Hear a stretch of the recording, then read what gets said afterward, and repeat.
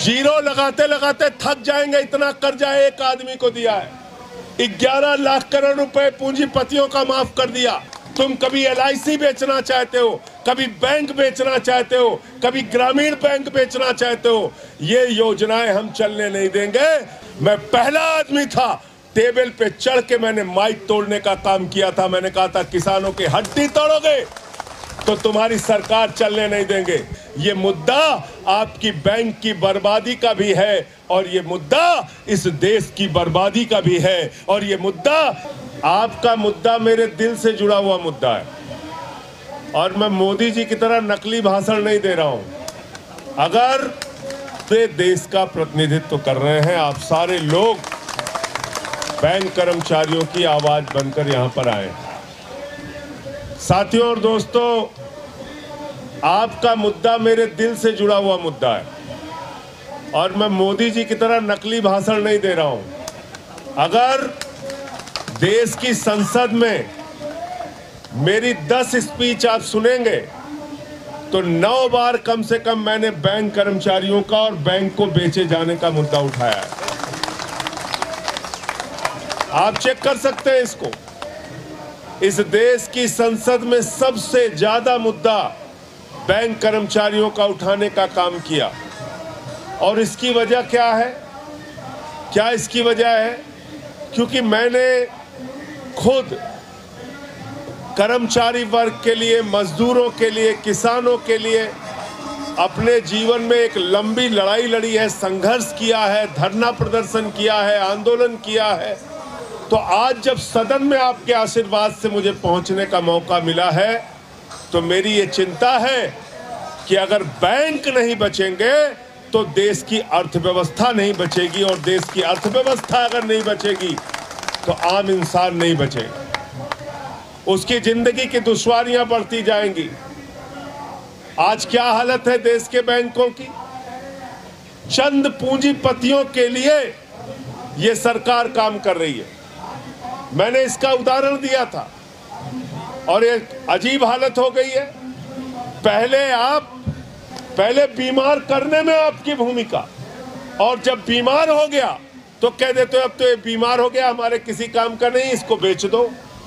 लेकिन ग्रामीण बैंक की अगर हम बात करें तो 34,000 करोड़ रुपए का मुनाफा देने वाली संस्था का रीस्ट्रक्चरिंग करना आपके साथ धोखा है, गद्दारी है, आपके पीठ में मारने का काम है। ग्रामीण बैंक इस देश के ग्रामीणों के लिए काम करता है, गांव में रहने वाले लोगों के लिए काम करता है, काम करता है उस व्यक्ति के लिए जिसको छोटा छोटा 10,000, 20,000 का कर्जा चाहिए। कौन सी बैंक है जो मदद देती है? बताइए, कौन सी बैंक मदद देती है?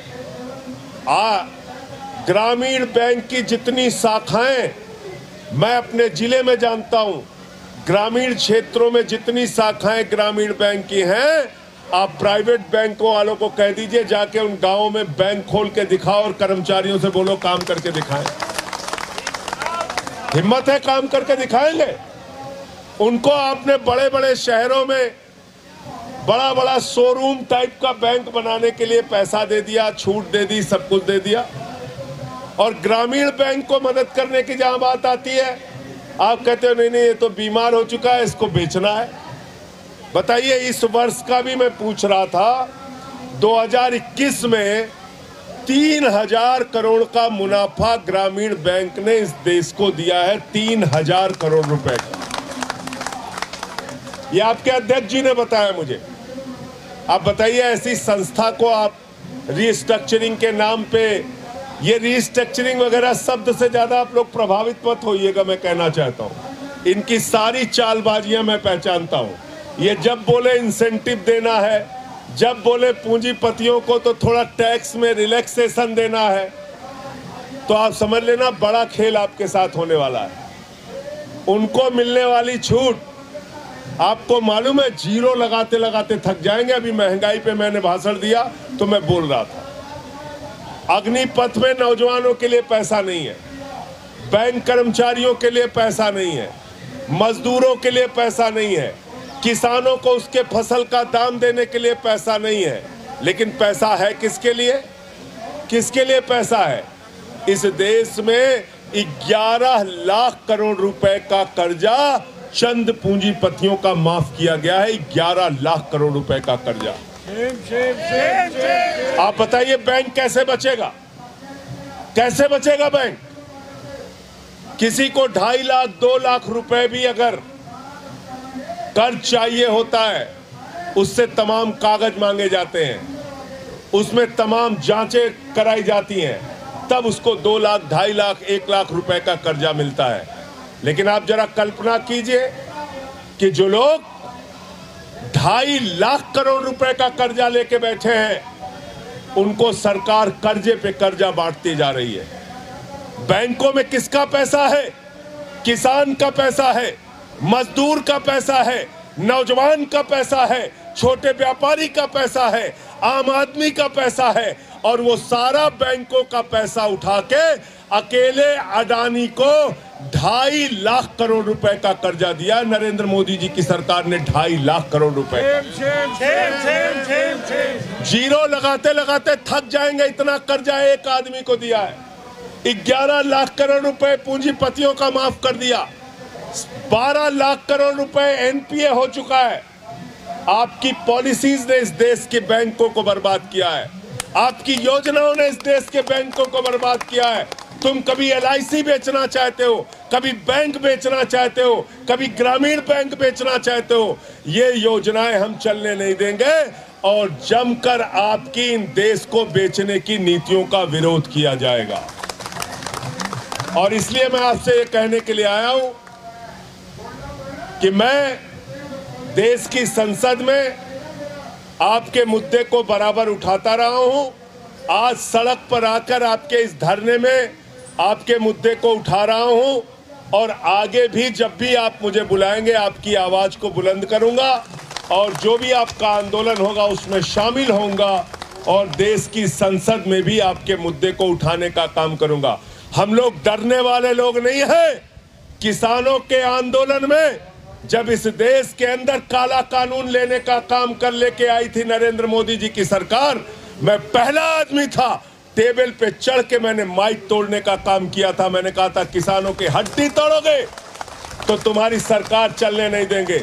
अभी मुझे सस्पेंड किया, 50 घंटे में धरने पर बैठा रहा संसद के परिसर में। हम लोग पीठ दिखाने वाले लोग नहीं हैं, हम बहादुरी से आपके मुद्दों पर लड़ने वाले लोग हैं। मजदूरों के लिए, किसानों के लिए, आम आदमी के लिए, आप सब के लिए लड़ने वाले लोग हैं और आपकी इस लड़ाई में आपके साथ हम मौजूद रहेंगे। आपकी लड़ाई में हम आपका साथ देंगे। साथियों और दोस्तों, हम सबको अपने मुद्दों को थोड़ा और विस्तार देना पड़ेगा, थोड़ा और बढ़ाना पड़ेगा और इस मुद्दे को आम जनता का भी मुद्दा बनाइए। बताइए कि बैंकों में जो पैसा जमा है वो किसान का पैसा है, वो मजदूर का पैसा है, वो छोटे व्यापारी का पैसा है, वो आम इंसान का पैसा है और वो पैसा उठा उठा के नरेंद्र मोदी जी की सरकार चंद पूंजीपतियों को बांटने का काम कर रही है, इस देश के गरीब को लूटने का काम कर रही है। ये मुद्दा आपकी बैंक की बर्बादी का भी है और ये मुद्दा इस देश की बर्बादी का भी है और ये मुद्दा इस देश के किसान, व्यापारी और आम आदमी की बर्बादी का भी है। इसलिए इस मुद्दे को और भी बड़ा बनाना है।